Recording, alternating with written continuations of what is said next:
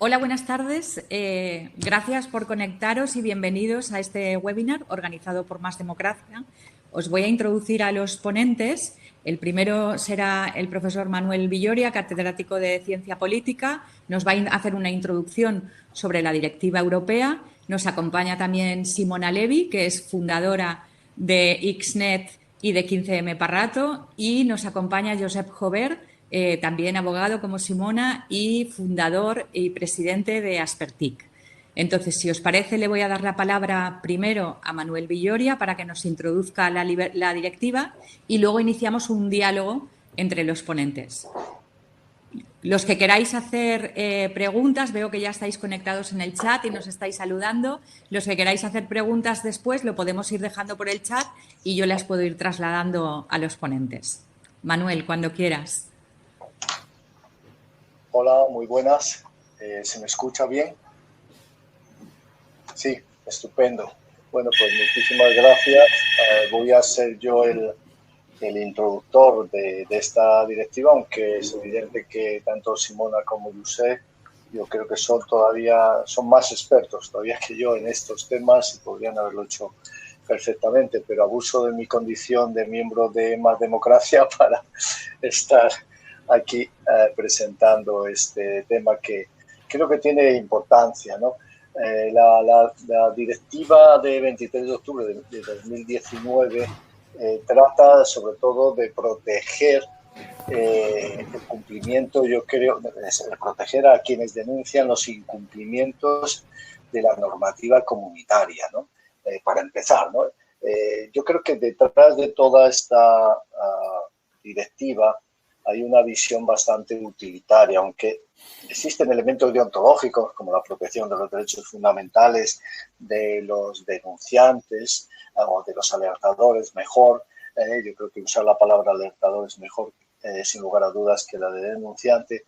Aunque hay una protección de los derechos fundamentales de los alertadores, en el fondo lo que hay es un intento de asegurar, de influir en la medida de lo posible en el cumplimiento de la normativa comunitaria, influir con un control interno desde las propias empresas y desde las propias organizaciones, se conseguirá un mejor cumplimiento de las normas y con eso se conseguirá obviamente una competencia más justa y se conseguirá de alguna manera unos mejores resultados económicos. Yo creo que eso está ahí detrás, ¿no?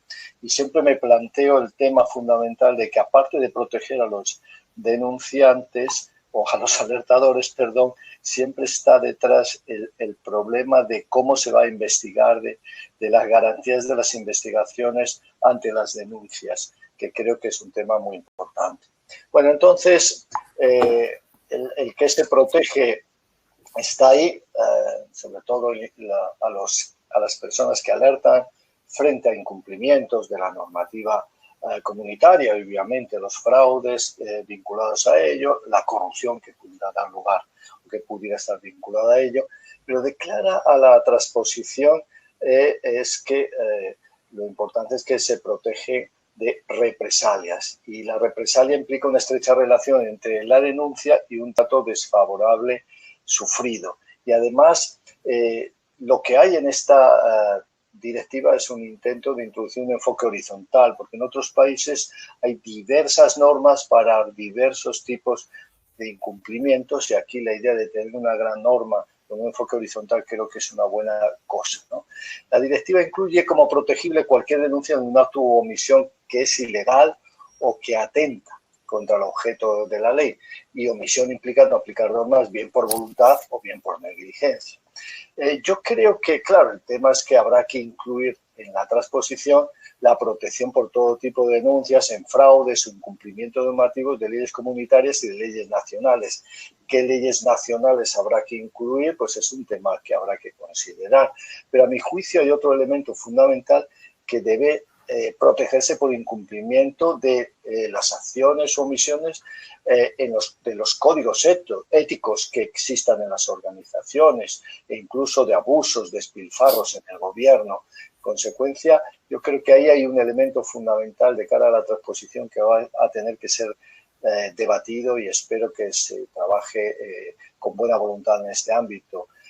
Yo creo que hay que proteger cualquier de cualquier represalia frente a cualquier denuncia por actos u omisiones ilegales que atentan contra el objeto de la ley, y en esos actos u omisiones también habría que incluir aquellos incumplimientos de los códigos éticos que existan en las organizaciones, e incluso de criterios de eficiencia en las administraciones públicas, es decir, poder denunciar despilfarros o abusos en este sentido. Otro tema importante que Simona y Josep seguro que tratan es el del sector de la defensa, que no queda nada claro cómo están protegidas las personas que trabajan en el sector de la defensa o de la inteligencia.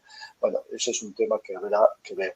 En el quiénes son protegidos, pues ya la directiva se centra mucho en las personas que obtienen la información por motivo de sus actividades laborales y que, por tanto, corren el riesgo de represalias laborales, por ejemplo, por incumplir la obligación de confidencialidad o de lealtad y obediencia, ¿no? Y en ese sentido incluye todo tipo de trabajadores, pues serán protegidos todo tipo de trabajadores a tiempo parcial, con duración determinada, con contrato de trabajo de carácter temporal. En el sector público, obviamente, todos los funcionarios y cualquier persona que trabaje para el sector público. La pregunta que yo me hago es si incluye ahí altos cargos, es decir, un director general que denuncia será protegido. Bueno, sería interesante, que eso es un tema que debe incluirse en el debate. También debe extenderse, dice la directiva, a personas físicas que sin ser trabajadores pueden desempeñar un papel clave en el conocimiento de este tipo de hechos. Por ejemplo, trabajadores que prestan servicios por cuenta ajena, profesionales autónomos, contratistas, subcontratistas, personas que conozcan del hecho del marco de una interacción que se produce en el contexto del trabajo. Como ven, ya se amplía muchísimo. También debe darse protección a personas, y lo dice así la directiva, cuya relación laboral haya terminado, o los aspirantes a un empleo. Las represalias contra voluntarios y trabajadores en prácticas también hay que evitarlas, y por eso también habría que proteger a voluntarios y trabajadores en prácticas en las empresas. Y luego la protección no debe ser solo contra el propio denunciante, sino también aquellas que puedan tomarse contra facilitadores, compañeros de trabajo, familiares del denunciante o de la denunciante o del alertador que trabajan o que mantengan una relación laboral en el mismo entorno. Fíjense ustedes que la protección debe incluir represalias indirectas, por ejemplo, contra las entidades jurídicas de las que el denunciante sea propietario, ¿no? A las que se puede poner en listas negras, etcétera, y también habrá que proteger a quienes realizan la labor de control interno, a quienes reciben las denuncias y empiezan a investigar, ¿no?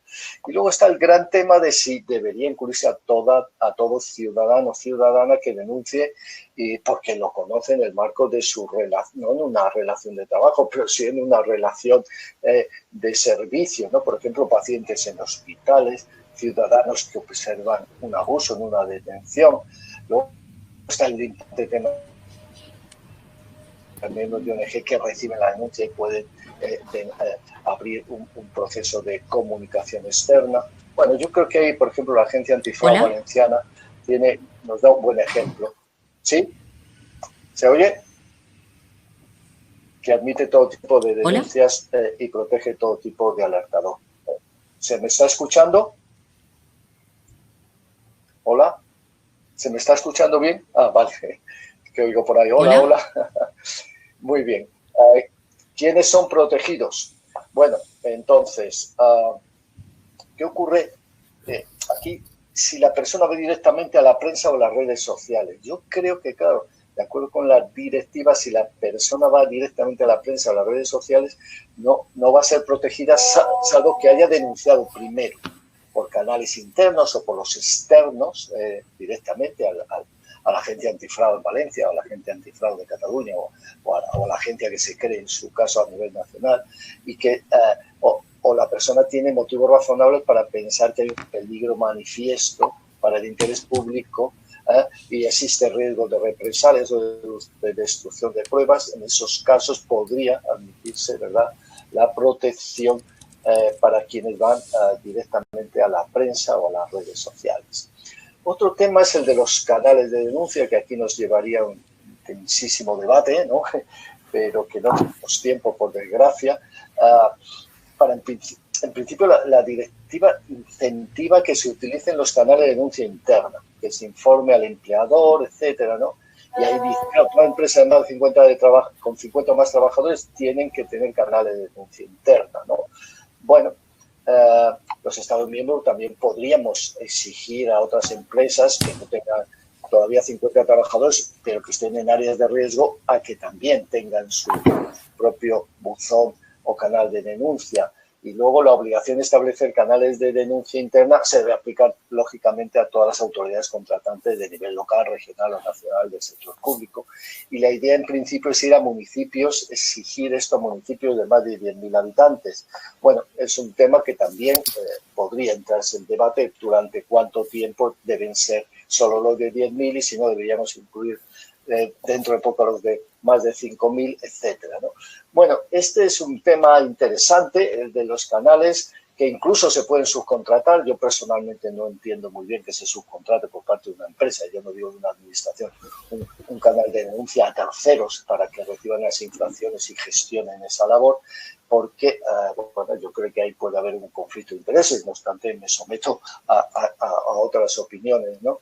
Y finalmente están los canales externos, que serían los canales del sector público, por decirlo ahí. Y ahí yo creo que necesariamente, y lo lanzo ahí, tenemos que crear una agencia anticorrupción, antifraude, de prevención de la corrupción, como se quiera llamar a nivel nacional, que de alguna forma coordine, que de alguna forma dirija todo este proceso, que sea una última, un último lugar de refugio en caso de que las cosas no funcionen a otros niveles, y desde luego abrir la posibilidad de ir directamente a las agencias públicas cuando en una empresa pequeña se tenga claro que se le va a perseguir y se le va a conocer, aunque el canal de denuncia permita la anonimidad o permita la confidencialidad. En sitios muy pequeños eso es muy, muy complicado.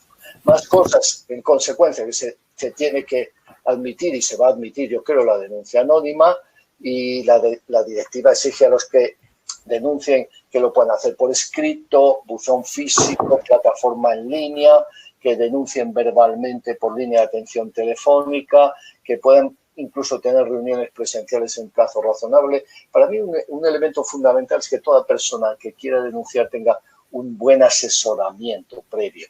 Y para eso yo creo que los canales externos en este sentido tienen que realizar una labor muy importante.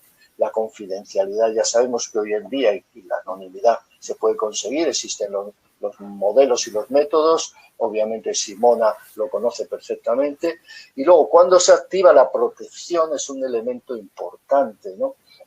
Se activa cuando hay motivos razonables, cuando el que denuncia tenía motivos razonables para creer, a la luz de las circunstancias y de la información de que disponía, que los hechos de denuncia son ciertos y que la información comunicada entra dentro del ámbito de aplicación de la ley.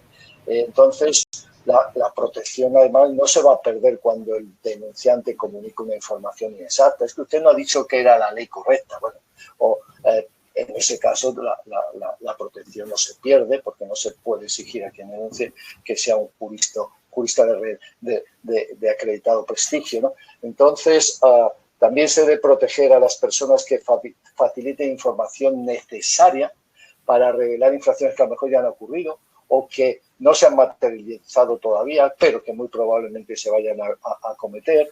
En fin, incluso hay que activar la protección para aquellas que denuncian intentos de ocultar infracciones, ¿no?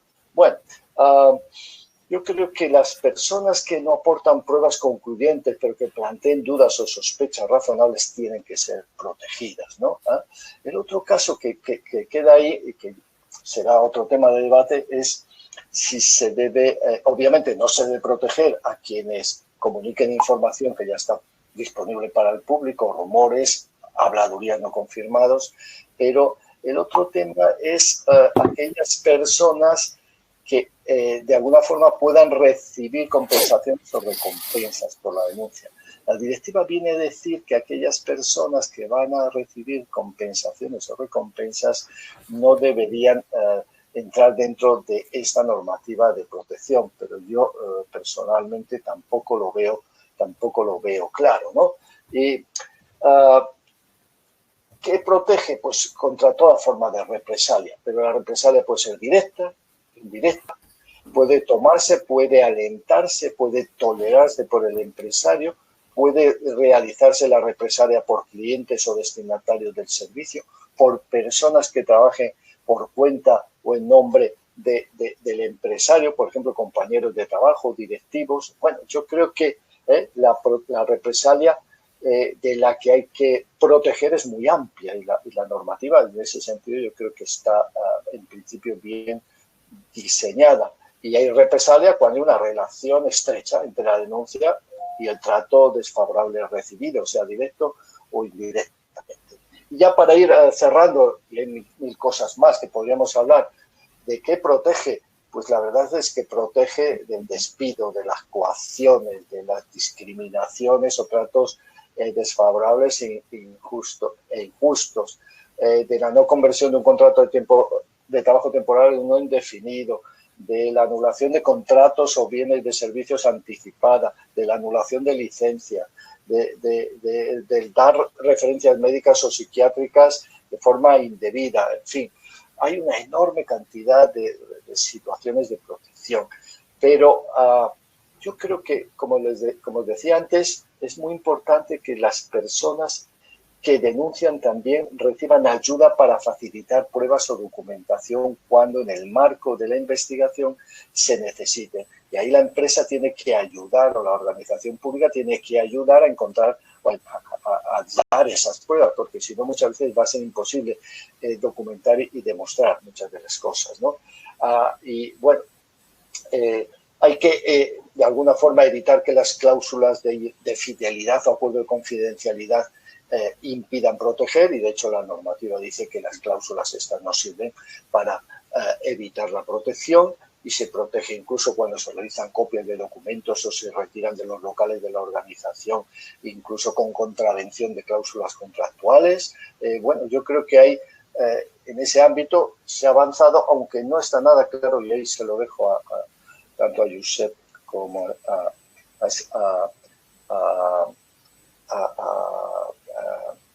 que se me Silvina me sale, pero no me sale. A Simona. A Simona, perdona, Simona. Ay, Simona, lo siento. A Simona, ¿qué pasa cuando se consiguen las pruebas de forma ilegal, ¿no? Bueno, eso ellos saben mucho más y pueden decirnos alguna cosa. Bueno, lo cierto es que hay reversión de la carga de la prueba, que se protegerán con acciones de reintegración en caso de despido, que se puede restaurar permisos, licencias, que hay indemnizaciones, esto es muy importante, que puede haber indemnizaciones por pérdidas económicas presentes o futuras, por los gastos relacionados con el cambio de trabajo, por los perjuicios económicos, por los tratamientos médicos, por daños morales. Bueno, esto es muy importante. Ahora bien, también hay una parte importante, que es que las personas que hayan impedido las denuncias o que traten de impedir las denuncias, quienes represalíen, quienes promuevan procedimientos abusivos, quienes incumplan el deber de mantener la confidencialidad de los denunciantes, deben ser sancionados. La norma no dice por ahora con qué sanciones, pero creo que eso es fundamental. En fin, y luego ya durante el proceso de investigación, las personas que alertan hay que protegerlas, y ahí hay elementos importantes que muchos alertadores destacan, ¿no? Los gastos a los que están siendo sometidas por abogados, por la persecución a la que son sometidos. Yo creo que hay los honorarios de los abogados durante el proceso. La ayuda jurídica debe iniciarse inmediatamente, porque si no, estas personas son prácticamente arruinadas, ¿no? En fin, ya recomendaciones finales. Yo creo que es preciso tener un sistema que sensibilice con campañas bien diseñadas. Hay que sensibilizar mucho en este tema. Hay que insertar la denuncia y la protección en una estrategia holística de calidad democrática. Esto es parte de un sistema más amplio y hay que insertarlo ahí, yo creo.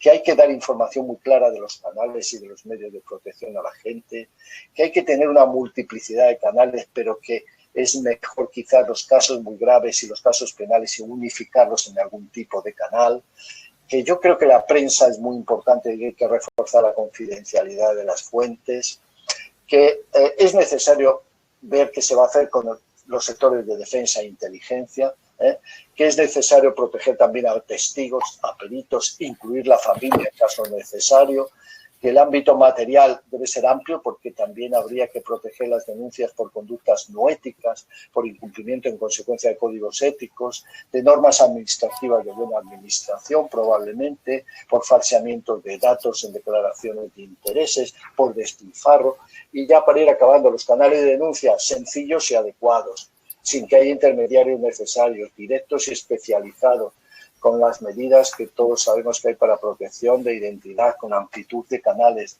que se puede ir hasta entrevistas discretas, líneas calientes, call centers, online, bueno, con procedimientos simplificados. Y lo último, que los procedimientos tienen que estar bien establecidos. Yo creo que quien denuncia debe saber cuándo empieza la protección, cuándo se entiende que existe ya la denuncia, la duración de la protección, la clarificación de las fases, los recursos que puede haber de impugnación, la reversión de la carga de la prueba, con medios materiales suficientes para los órganos encargados de recibir las denuncias, de proteger a los alertadores y con una evaluación cada cierto tiempo del funcionamiento del sistema. Y perdonar toda esta rapidez. Muchísimas gracias y ahora os dejo a Simona, a Josep y a todos ya para...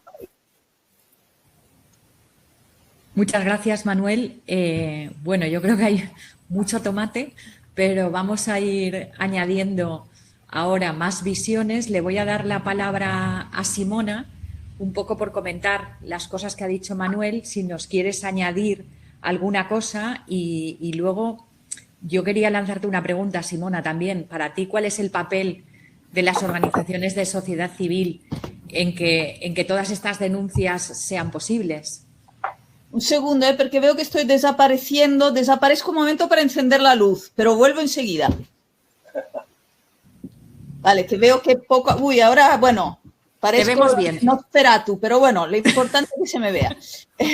Buenas tardes a Más Democracia y gracias en general por vuestro buen hacer desde siempre. Somos pocos, así que mejor que restamos unidos. Y muchas gracias por organizar esto. Bueno, Manuela ha dado ya una amplia, digamos, perspectiva de muchas, como veis, son muchas cosas. Yo hablaré de los puntos que son los más importantes según qué perspectiva. La perspectiva de qué podemos hacer, cuáles son los peligros en la transposición de la directiva a la legislación española y cuáles son las cosas que debemos vigilar para que no hayan, bueno, para que la transposición no acabe desvirtuando la función que es la de proteger a la gente que denuncia abusos sistémicos. Y luego, naturalmente, contestaré tu pregunta. Quiero solo matizar que no soy abogada. Prácticamente lo seré, en mi próxima vida lo seré, pero en esta no me ha dado tiempo. Yo de profesión soy directora de teatro, pero llevo muchos años de activismo. El tema de los alertadores llevamos tratándolo en XNet desde hace casi 10 años. Somos la organización que hace unos años hemos participado mucho en la directiva, en enmendar la directiva, en que se promoviera, en la resolución del Parlamento Europeo que ha dado origen a la directiva, y somos la primera organización en Europa que ha proveído una transposición de la directiva. Somos miembro de una organización que se llama WIN, Whistleblower International Network, que nos han asesorado, y por lo cual la primera transposición con todos los parámetros, los más altos estándares que la sociedad civil ha querido conseguir en estos años hasta conseguir la directiva, porque hemos de recordar que es la lucha de la sociedad civil, sobre todo de muchos años, pero sobre todo a raíz del caso de LuxLeaks, que fue un caso en el corazón de la Comisión Europea, en que todos los países y los mandamases de todos los países estaban promoviendo el blanqueo de capital, etcétera, etcétera, a través incluso de canales institucionales. Entonces, esto fue un gran caso y fue tanto el alertador que lo sacó a la luz, que era uno de los trabajadores de la empresa a través de la cual con la que también de Guindos participaba, pero también el periodista fueron condenados en primera instancia, luego fueron absueltos, pero a raíz de este gran escándalo de esta condena es cuando realmente la directiva ve la luz, o sea, empieza a arrancar el trabajo para la directiva y es un trabajo que las organizaciones de la sociedad civil llevamos impulsando hasta conseguir la directiva. Eso. Entonces, nosotros hemos hecho la primera transposición que existe con los estándares a través de WIN y entonces aquí os matizo algunas cosas que son las puertas traseras por la que se puede hacer una transposición que desactive la directiva. Primera cosa, como decía al principio muy bien Manuel, debemos dejar de decir denunciantes. De hecho, nosotros hemos protestado muy vehementemente porque en la traducción de la directiva al español se traduce denunciantes. Pensábamos que era una lucha desesperada, pero hemos tenido una buena noticia que el ministro de Justicia español, en una de sus primeras intervenciones al ministro, dijo exactamente lo que nosotros estábamos defendiendo. No se puede seguir llamándoles denunciantes, hay que llamarles alertadores. ¿Y por qué? Porque la figura del denunciante existe ya en el ordenamiento jurídico español.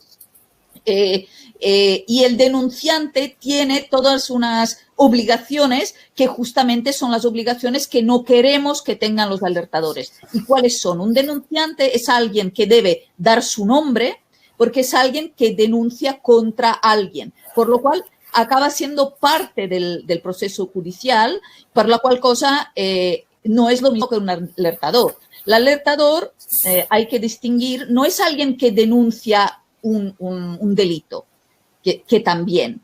Es alguien que denuncia un delito dentro del marco de los abusos sistémicos. O sea, es alguien que da una alerta sobre lo que se llama una noticia criminis, o sea, dice a las autoridades, hey, investigad aquí porque yo que estaba dentro creo que aquí hay un crimen, y luego las autoridades hacen esta investigación. O sea, esta persona no debe estar obligada a quedar colgada de todo el procedimiento judicial con todo lo que conlleva. Conlleva representación jurídica, conlleva eso, que se conozca su nombre y apellido, etcétera, etcétera. Porque normalmente justamente se plantea un formato diferente porque justamente para evitar represalias y los alertadores trabajan contra, repito, abuso sistémico, por la cual cosa no... Lo que no se quiere más, porque es lo que ha pasado hasta ahora, que la persona rasa se vea obligada a luchar contra todo un sistema. Por la cual cosa, ya no son denunciantes, son alertadores. Y en la transposición esto deberá quedar muy claro. Luego, hay un otro gran melón. No los diré todos los melones, diré solo dos porque hay poco tiempo. Hay más melones, hay al menos 4, pero diré 2, que son los más importantes. Y como ha habido una consulta recientemente que se acababa antes de ayer justo del ministerio y de la comisión que este ministerio ha creado, y nosotros hemos quedado muy sorprendidos por un sesgo importante que había en esta consulta, podemos reforzar la idea de que sí que hay peligros en esta transposición, porque la comisión que el ministerio ha preparado para esta transposición sigue manteniendo estos sesgos, uno de los cuales, por ejemplo, no se dice alertador en ningún momento y se les llama denunciantes todo el rato.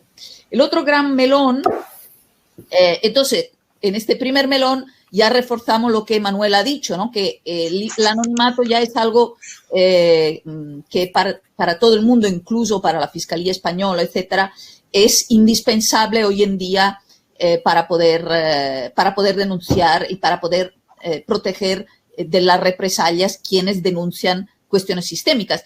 Repito, es muy diferente. Si tú denuncias un crimen, se llamaría delación si la persona que tú acusas no pudiera defenderse. Entonces, evidentemente, en este caso no tiene que ser anónimo, pero aquí estamos hablando de alguien que dice, hey, aquí hay una brecha en el sistema, hay indicios de corrupción. por favor, autoridades, investigad. Y entonces esto es una otra cosa, no es contra nadie, es señalar una brecha sistémica, por la cual cosa reforzamos lo que ha dicho Manuel. Nosotros, como Internet, somos los primeros a haber instalado buzones anónimos y seguros en instituciones para que los trabajadores de las instituciones pudieran utilizarlos. Se está expandiendo esto en toda España, los instalamos hace 3 años y, sin entrar en detalles, es una manera ordenada de hacer denuncias anónimas que evita realmente todos los inconvenientes de antes cuando no habían estos canales seguros. El único problema es que los canales seguros y anónimos, o sea, muchas organizaciones, instituciones, dicen tener un canal anónimo y seguro y no lo tienen. Nosotros en XNet tenemos una página web en el que indicamos esto. Hoy le tengo particular manía a la CNMV, que por todo el tema del game, como se diga, y tengo que decir que nosotros desde 2018, por ejemplo, la CNMV ha hecho una rueda de prensa diciendo que tenía un canal anónimo y seguro, y nosotros desde entonces le estamos preguntando que lo cambie, porque no lo es, ¿no? Está mintiendo, está haciendo creer a las personas que están protegidas, que su comunicación es anónima y segura, y no lo es. Entonces, esto debería, es una de las cosas que nosotros creemos que entra en esta directiva, debería ser un delito, porque tú estás prometiendo una protección que luego no estás dando y ahora no es un delito, por la cual cosa cuando la persona recibe la represalia solo le dirás, ¡ay, me he equivocado!, ¿no? Entonces, los canales deben ser anónimos y seguros, o si no lo son, deben declaradamente decir, mira, esto es solo un correo, no tiene nada de anónimo y seguro. Y además, lo que se estaba diciendo, el debate sobre los canales, sobre si esto es una de las grandes trampas donde puede caer la directiva, y lo hemos visto en el caso de Roberto Macías, en que la Fiscalía y el juez da una interpretación en este sentido muy peligrosa. El debate sobre si la gente tiene que denunciar primero internamente, o solo la autoridad, a la prensa o no, es para nosotros un no debate. ¿Por qué? Primero, porque todas las estadísticas de todo el mundo, ahora aquí no tengo tiempo de explicar cuáles, explican que tendencialmente el trabajador se fía y denuncia internamente. O sea, los alertadores no son gente que quiere el martirio y que quiere de repente salir en toda la prensa. Entonces, lo normal, lo que pasa en más del 80% de los casos es que la persona ya denuncia internamente, y cuando se da cuenta que la denuncia interna acaba a casa del corrupto es cuando se desespera, ya está en peligro porque ya se conoce que él es la persona, y es cuando busca otros canales. En todo caso, evidentemente, es mejor tener canales internos, porque una empresa que no sea corrupta y que simplemente tenga, por ejemplo, un trabajador que lo está haciendo mal o cualquier cosa, o sea, que no sea realmente un caso sistémico y que la quiera arreglar, está muy bien recibir una denuncia interna que diga, aquí está pasando esto, y que la investigación lo resuelva. Pero impedir que un alertador, para recibir protección, pueda denunciar a otros canales externos, va contra derechos fundamentales muy básicos, y incluso el marco jurídico, ya no solo español, en general. Primero, si uno ve un delito, evidentemente el ordenamiento jurídico nos dice lo tienes que denunciar a la autoridad, por la cual cosa poner en pie una ley que dice, si lo denuncias a la autoridad primero, no te protegemos, va en contra de un deber que tenemos de denunciar a la autoridad. Por la cual cosa, una persona que tenga un indicio del delito debe denunciar a la autoridad, por la cual cosa lo debemos proteger aunque denuncie externamente. Y si escoge canales como los de ONGs, como es el caso nuestro y de los correos de Blesa, nosotros hemos sacado a la luz los correos de Blesa porque un alertador nos lo hizo llegar primero a nosotros, aunque venían de una causa judicial en que habían quedado estancados. Y lo sabemos por el formato con el que han llegado. ONGs o prensa, vamos en contra de un otro derecho, que es el derecho a información. Imaginémonos una ley que dice La prensa, evidentemente estoy de acuerdo con lo que ha dicho Manuel, que tenemos que reforzar la potestad de la prensa de protección de las fuentes, pero también debemos reforzar que la información se cuide de manera que en la publicación no sean salpicadas personas inocentes o que no tienen nada que ver, o sea, más cuidadosos en la publicación de la documentación, pero impedir que un alertador vaya primero a un canal externo que le ayude o que haga llegar a la opinión pública la información, pues es ir contra directamente a la libertad de prensa. Con estas dos cosas doy por acabada y respondo también directamente a lo de Milla de qué podemos hacer, pues estar muy atentos. Sí, me servía con lo que dices de servir de canal de denuncia, por ejemplo, que ya me parece una cosa muy útil, ¿no? Durante tu intervención ya has contestado a una de las preguntas que habían en chat, que era sobre la palabra alertadores, chivatos. Nos decían, ¿por qué chivato tiene tan mala prensa? Delatores, porque en otros, bueno, la traducción literal de whistleblower iría un poco por ahí, ¿no? Si os parece, le damos la palabra a Josep. Muchas gracias, Simona, que yo creo que es muy clarificador. Creo que la intervención de Manuel nos ha dejado claro el marco de la directiva y ahora vamos como profundizando en algunos aspectos que digamos que nos pueden suscitar más dudas, ¿no? Le paso la palabra a Josep, que seguro que nos quiere añadir cosas, porque también, al igual que Simona, han participado desde el principio en la conformación de esa directiva europea y ya tenéis mucha experiencia. Adelante, Josep. Bien. Posiblemente la imagen se vaya y vuelva, pero si se me oye bien, pues perfecto. En primer lugar, yo he de decir de que cuando salió publicada la directiva, lo primero que leí fue las declaraciones de Simona, porque además, aunque no sea abogado, tiene un fino olfato jurídico. Y realmente había un error de traducción y además no era exactamente lo que, de alguna manera, en las reuniones que habíamos participado en el Europarlamento y en alguna comisión europea, nos esperaban que nosotros esperábamos de ellos. De todas maneras, yo lo que empezaría por el final, el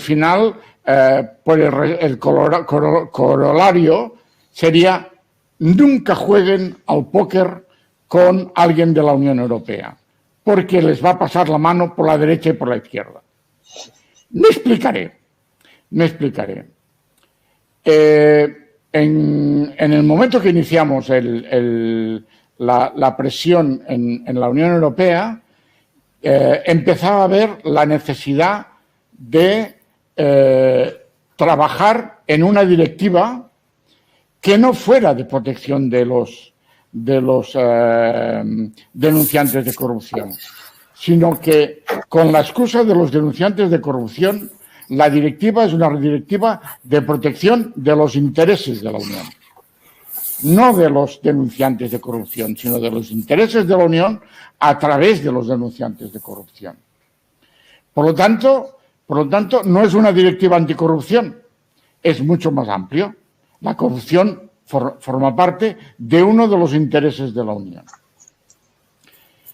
Lo que yo vi en el momento de que estuve leyendo la directiva, como todo el mundo sabe, las leyes hay que leerlas de arriba abajo y después de abajo arriba. Y me di cuenta de una cosa extraordinaria.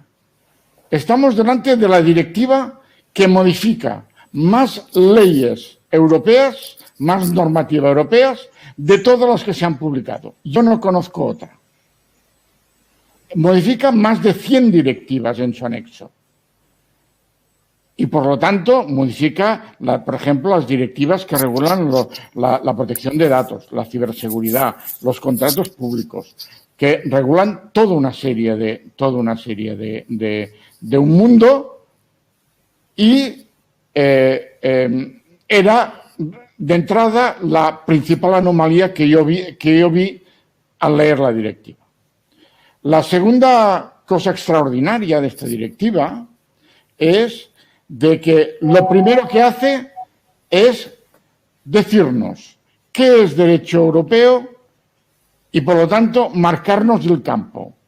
Coger y decir, mire usted, los contratos públicos, esto es derecho europeo. Lo tal, esto es derecho europeo. La protección de datos, esto es derecho europeo. Y después nos dice, y sobre mi derecho, el procedimiento de resolución de conflictos va a ser el que dice esta directiva. Por lo tanto, es muy diferente en su redacción a las directivas usuales que estamos acostumbrados a ver. Yendo un paso más para atrás, nos damos cuenta de que realmente la directiva forma parte de un entramado de otras normas jurídicas que nacen a partir del momento, yo diría, de que se hace público que habrá Brexit, hasta este momento, que lo que hacen es establecer las bases y los mecanismos de cómo va a ser una Unión Europea federal. Y lo hace con tres patas. La primera pata es la regulación del negocio más importante que hay en este momento, el de los datos. Y nos da un reglamento europeo de protección de datos, pero nos da también un reglamento de protección de datos de carácter no personal, que ya ha pasado tiempo de transposición, que no se ha traspuesto y que regula el 80% de los datos que nos estamos moviendo por Internet, que se está moviendo por las redes. La segunda pata es la creación de la Fiscalía Europea. Por primera vez hay una Fiscalía Europea y además con una herramienta extraordinaria.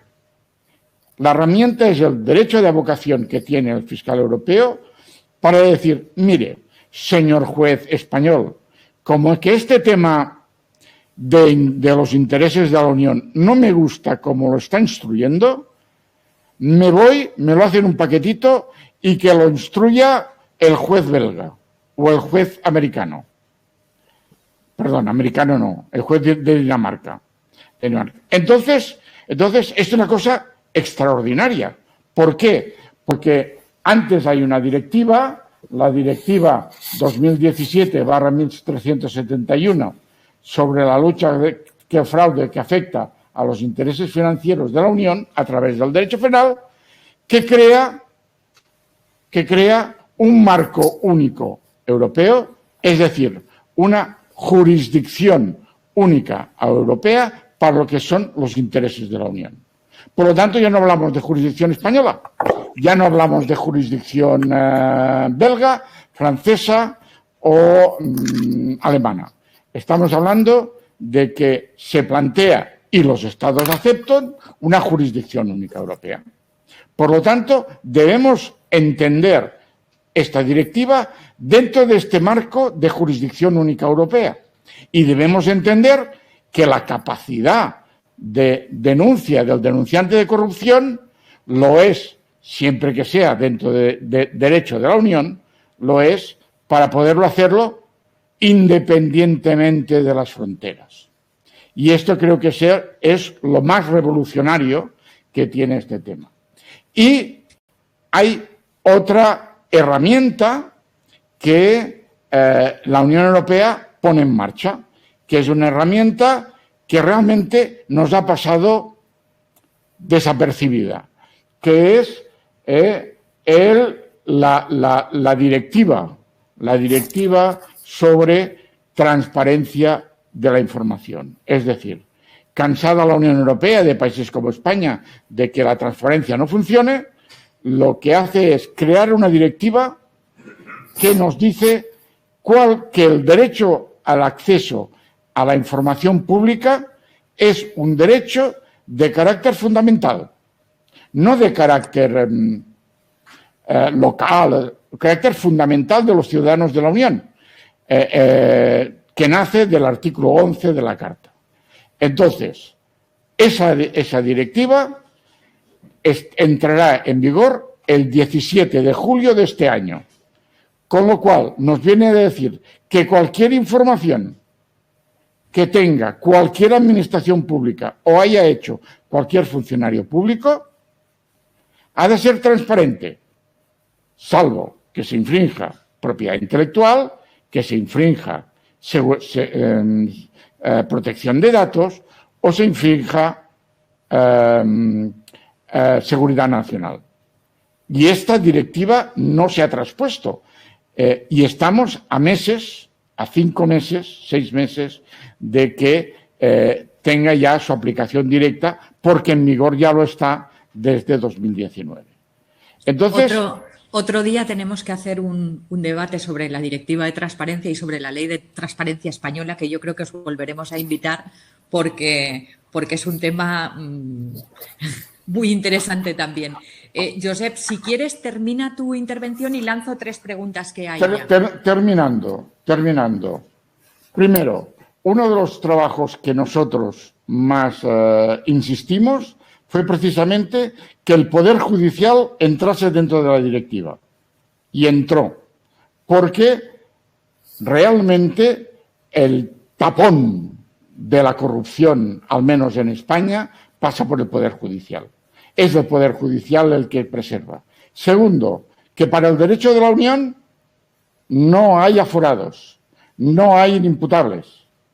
Por lo tanto, se plantea esa nueva premisa. Y tercero, la capacidad de cambiar de canal si no satisface al denunciante. Esto es muy importante, porque ¿cómo vas a denunciar a unos magistrados delante de el buzón de denuncias del Consejo General del Poder Judicial? Por eso es muy importante lo que recalca la directiva de ser independiente. Y finalmente, recordar que además aquí hay alguna sentencia del Tribunal de Justicia de la Unión Europea que básicamente viene a decir que se entiende como persona no independiente no solo aquella nombrada políticamente, sino aquella nombrada por aquel que es nombrado políticamente. Por eso es importante que tengamos claro que no ha de haber, ¿por qué no ha de haber una sola agencia? Ha de haber tantas agencias en libre competencia, porque esto es lo que quiere la Unión Europea. Y, finalmente, la autoridad de control está prevista precisamente para que muchos chiringuitos que hay alrededor del Estado, como por ejemplo la CNMV y la CNMC, de las cuales ha hablado Simona, acaben perteneciendo a esta autoridad de control de derecho de la Unión. Y por lo tanto va a simplificar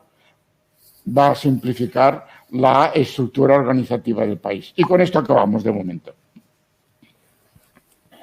Genial, pues mira, la primera que tengo apuntada era Lorena Pérez, que le decía a Simona que brevemente, si nos puedes enunciar cuáles son los 2 melones que te has quedado por contar, porque has creado mucha expectativa.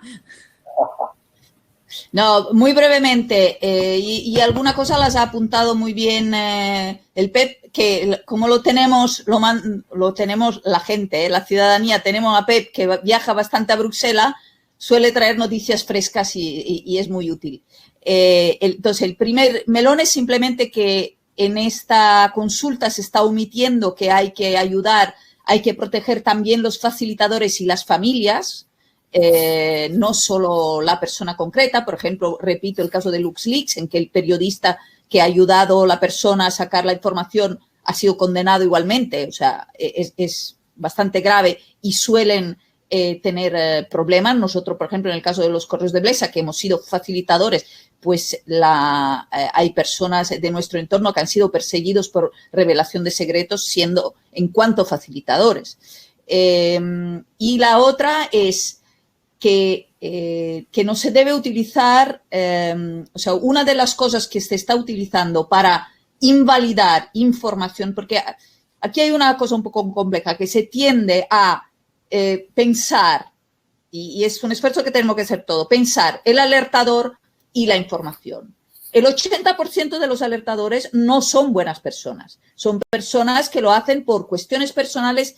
Hago un ejemplo. Bueno, no, ahora que he dicho no soy buena persona no puedo hacer ejemplos nominales porque me querellarían por injuria al honor. Pero el 50%, o sea, de este 80%, un 50% denuncia por razones personales. Hay, nosotros que tenemos un buzón, también hay, por ejemplo, novias y novios despechados, cosas de esta. Otros son gente que era parte de la trama y que ha sido dejado fuera y que entonces denuncia la trama. Por la cual cosa, aquí no se trata de hacer un juicio moral. Aquí se trata de separar la persona y la represalia por eso, pero que si la tiene que sufrir por otras cosas, que la sufra, y la información. Que la información puede ser útil para arreglar problemas sistémicos que tenemos todos. Entonces, se suele utilizar el copyright, o sea, revelación de secretos empresariales, o la protección de datos. Nosotros ahora mismo estamos en un caso, por ejemplo, de este tipo, que se invalida la información que sirve a denunciar abusos sistémicos, diciendo que con esta se ha vulnerado la protección de datos o se ha vulnerado el copyright empresarial. Entonces, en la transposición de la directiva debemos claramente reforzar, cosa que ya dice la directiva, que no se puede usar, o sea, esta información tiene un tratamiento diferente que el resto de la información. Con las preguntas, había otra pregunta sobre las agencias nacionales y las agencias autonómicas, que yo creo que ya la ha dejado contestada Josep en su intervención, que es agencias anticorrupción, cuantas más mejor, y todas deben estar, es lo que ha dicho. No sé si Manuel, tú estás de acuerdo. En cualquier caso, siempre insistimos en que deben ser agencias independientes, ¿no? No tienes el micro abierto, si lo abres ahora. Hola. Vamos, yo creo que claro, la clave es que habrá que, probablemente cada comunidad autónoma sacará su agencia, tal como hemos visto en otro tipo de actividades, irá sacando sus agencias antifraude, agencias anticorrupción, que deberían tener como uno de sus elementos fundamentales, como la agencia antifraude valenciana, la protección de todos los alertadores. Y por eso creo que se necesita una agencia central, nacional, y me parece interesante lo que decía Josep, porque probablemente, claro, esta agencia tiene que tener una protección europea, ¿no? En tanto en cuanto está defendiendo los intereses europeos, ¿no? De alguna manera, si tiene esa protección europea, será mucho más difícil que se atente contra su independencia, pero la clave está en cómo se elige a su cuerpo directivo, a su presidente, presidenta y a su equipo directivo. Y ahí es fundamental a ver qué papel nos dejan a la sociedad civil, por ejemplo, ¿no? Porque en Valencia la sociedad civil tiene un papel importante en la elección del director. Y eso se está notando muchísimo en el papel que tiene Joan Guinares en todo esto, ¿no? Este trabajo extraordinario. Entonces, yo creo que eso es muy importante, ¿no? Yo lo que tenía ahí, me ha dejado Josep una pregunta sobre el tema del Poder Judicial. Josep, ¿tú crees que la directiva permitirá en la transposición que se incluya al Poder Judicial dentro de la norma? Sí. Te respondo. Debe de. No te oigo, Manuel. No sé si los demás le oís. Hola.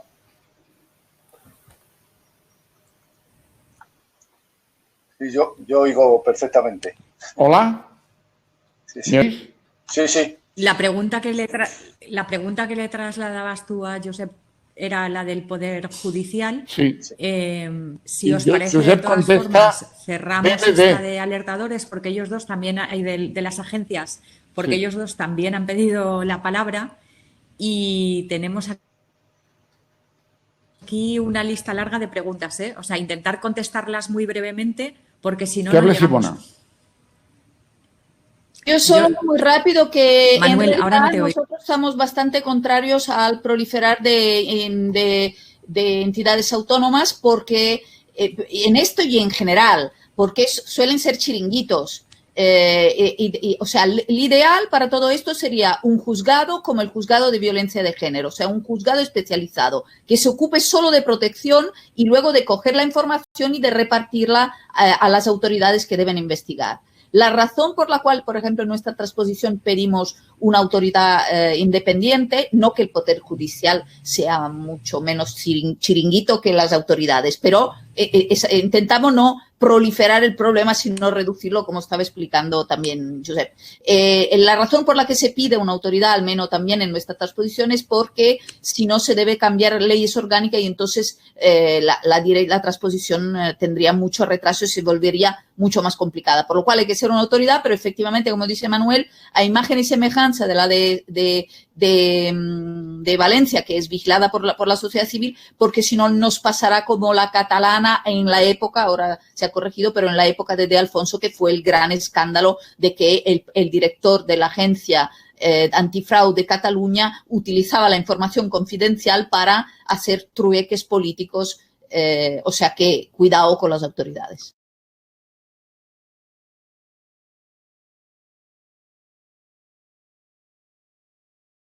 Es que ahora nos veo. ¿Puedo hablar? Sí, habla, Josep, habla, tranquilo. No, es que ahora justamente se me ha ido la imagen, ahora ha vuelto. Nos están haciendo luz de gas, seguro.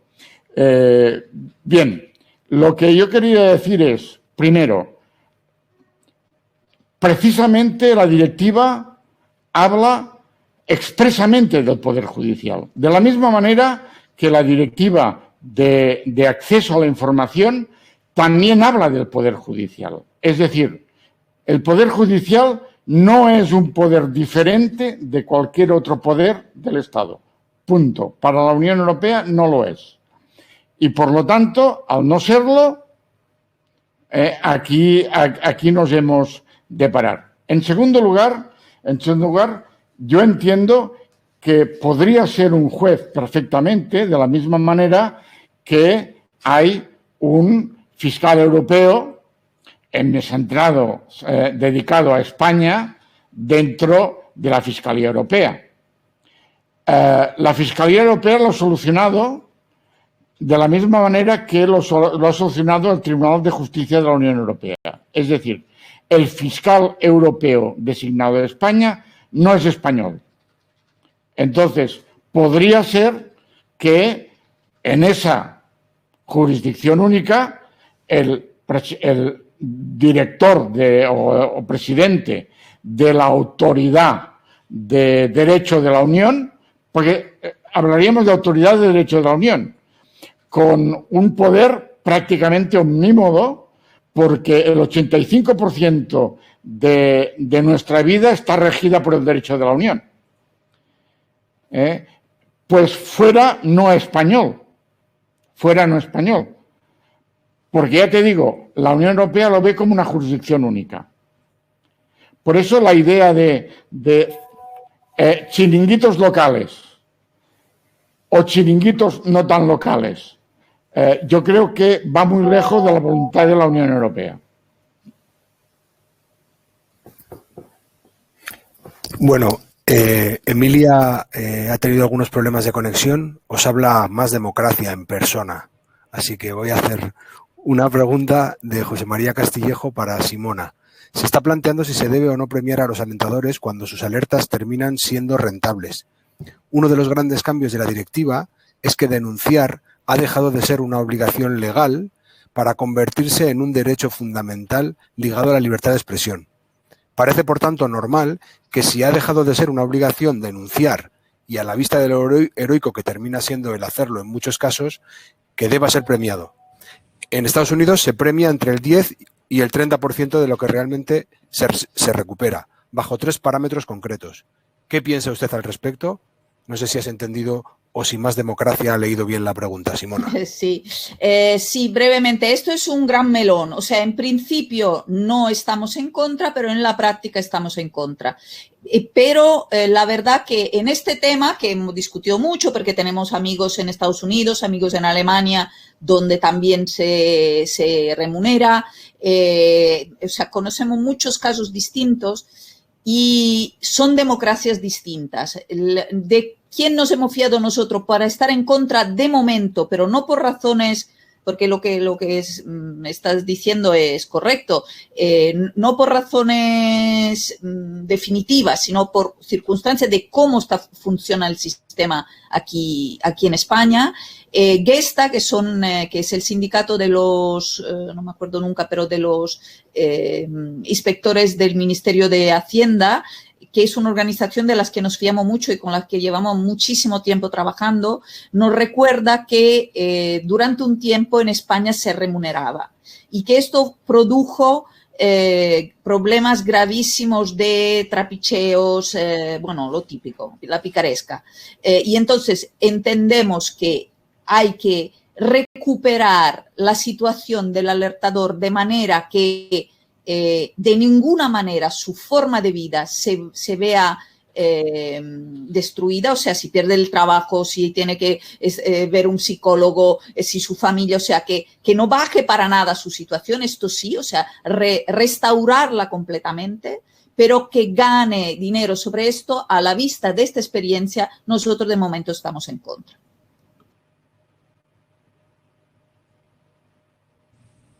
Estoy aquí de nuevo, aunque no lo parezca. Es que no sé por qué me sale, me echas algo, creo que es mi conexión el problema. No sé si habéis tenido oportunidad de leer la pregunta de Elena Ancos que le hacía a Simona. La leo. Buenas tardes, muchas gracias por vuestras presentaciones. En relación con la excepción de filtración a prensa, ¿veis posibles matices, correctores materiales y procesales en la transposición española para considerar a los medios de comunicación como aliados en la denuncia de la corrupción? En ocasiones, el denunciante puede encontrar que no existen canales internos de denuncia o son ineficaces. Y puede que las denuncias ante otras instancias administrativas, si se han hecho de forma anónima, no se puedan probar después por parte del denunciante que recurrió a esos medios. Los medios de comunicación ejercen también una labor de investigación y, además, la directiva establece que los motivos de los denunciantes al denunciar deben ser irrelevantes para determinar si esas personas deben recibir protección. Exacto, esto varias cosas está diciendo esta persona. Esto último es exactamente lo que estaba comentando, ciertamente, o sea que es irrelevante si uno lo hace porque es buena gente, mala gente, por amor, por despecho o por lo que sea.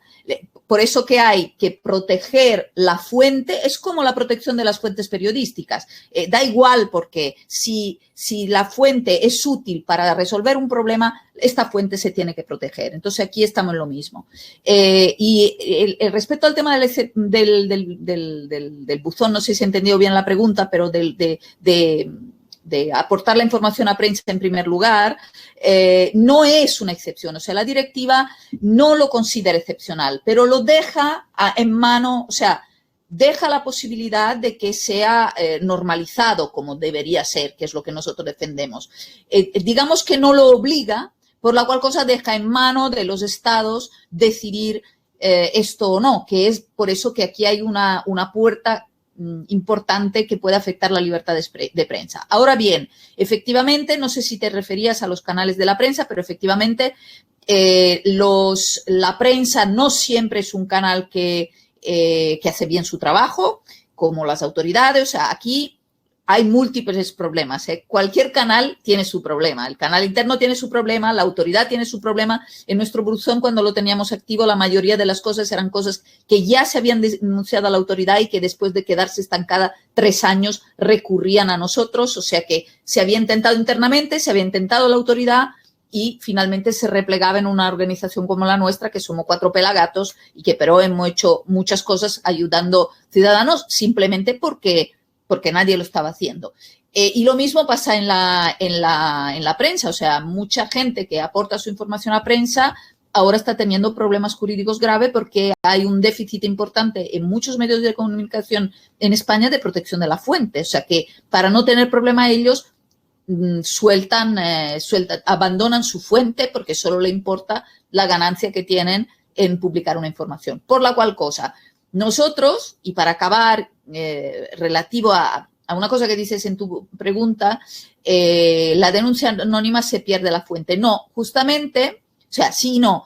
Justamente los buzones que nosotros promovemos se hacen sobre la base de una herramienta creada por un grupo activista italiano que se llama Global Leaks y son canales en que se puede mantener a través de un código, o sea, el alertador tiene un código como los testigos protegidos y la herramienta permite, introduciendo este código, mantener la conversación con el alertador, por la cual cosa no se pierde el contacto, pero no se obliga a esta persona a exponerse. ¿Por qué lo digo? ¿Por qué es importante? ¿Por qué es importante el anonimato? Porque la mejor protección, por todo lo que he dicho antes, de la fuente es que ella misma se proteja. Porque puede ser que la prensa no la proteja, puede ser que las ONG no le protejan, puede ser que la autoridad no le protejan. Por la cual cosa, tú, los trabajadores de la CNMV con los que tenemos muy buena relación porque les hemos ayudado también a crear su buzón anónimo y seguro, dicen siempre, nosotros no queremos saber quién nos lleva la información, porque si un juez nos pide revelar la fuente y nosotros lo sabemos, estamos obligados a decirlo, por lo cual nosotros no queremos saberlo, nosotros solo queremos la información.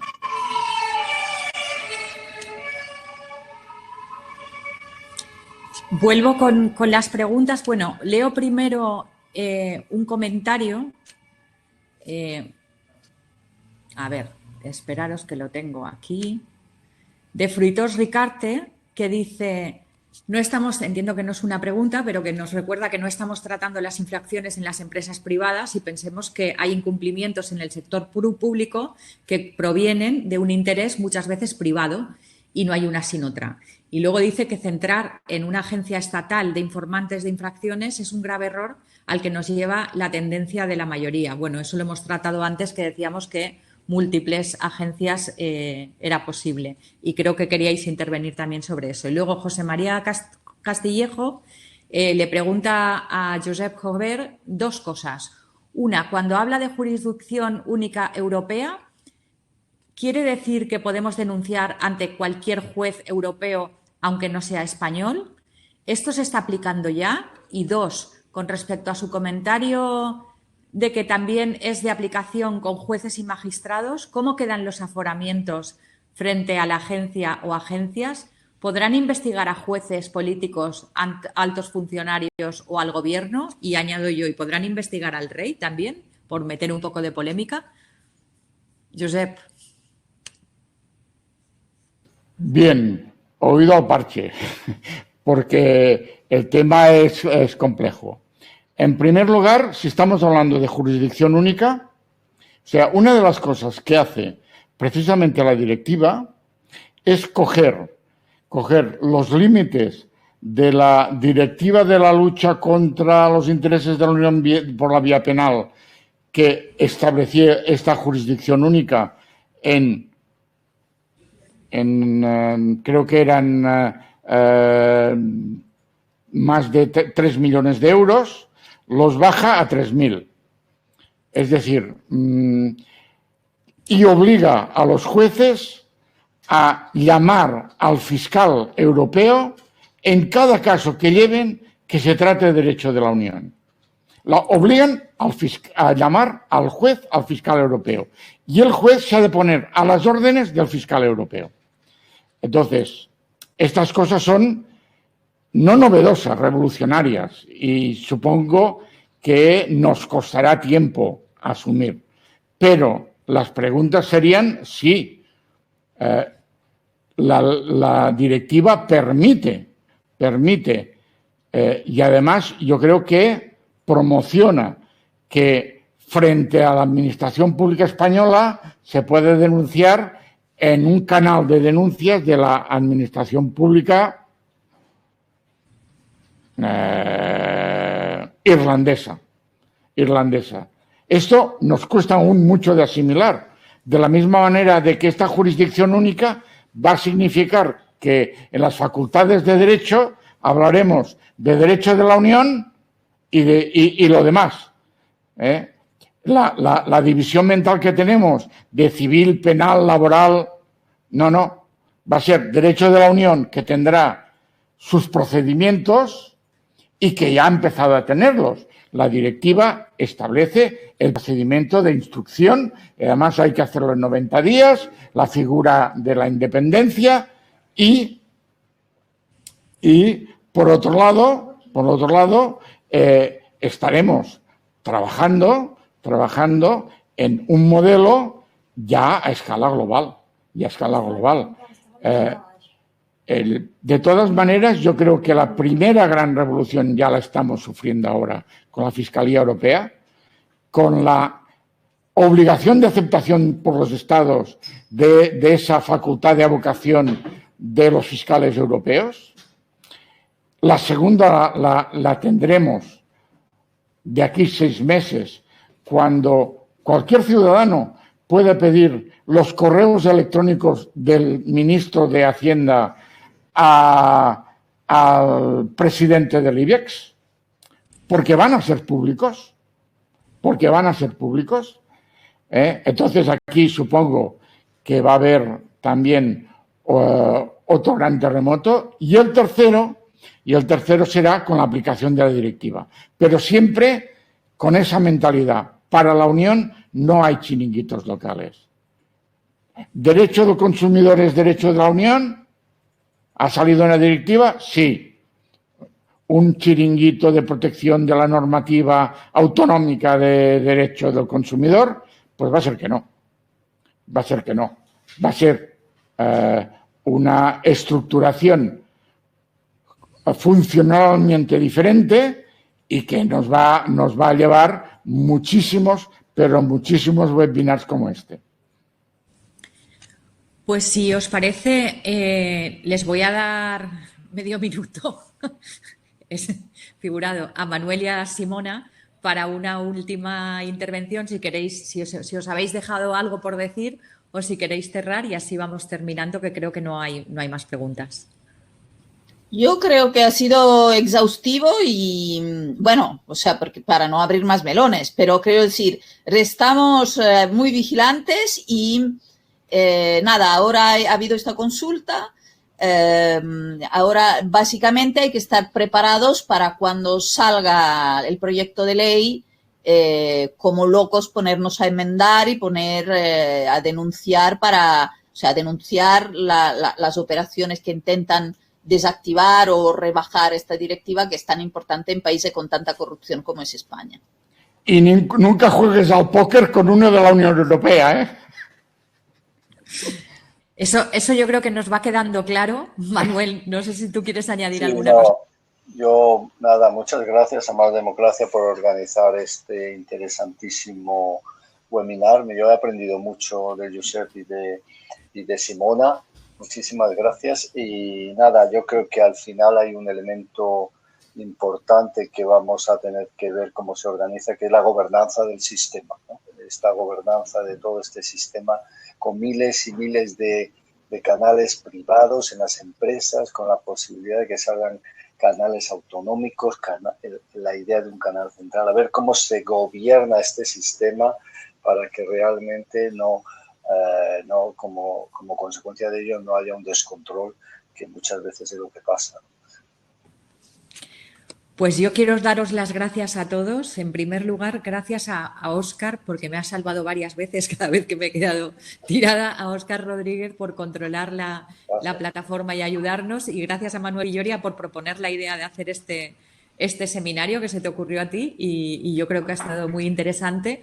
A Simona y a Josep Jover les lanzo el reto que entre las organizaciones que estemos trabajando en esto, pues que estemos más conectadas y vayamos compartiendo sobre todo esas cosas sospechosas que nos vamos encontrando, que van pasando y que no nos gustan mucho por el camino, y así entre todos poder empujar para que la transposición de la directiva sea lo más exhaustiva posible y lo más rápido posible, porque vemos que tampoco muy rápido no vamos, porque hace tiempo que estamos pidiéndolo, ¿no?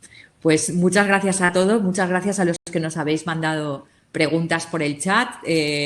Y bueno, volveremos con otros temas. Aquí ya ha salido uno pendiente, que es la nueva directiva de transparencia y cómo se va a transponer en España, que tenemos una ley de transparencia que es un poco cortita, diría yo, y que necesita muchas mejoras.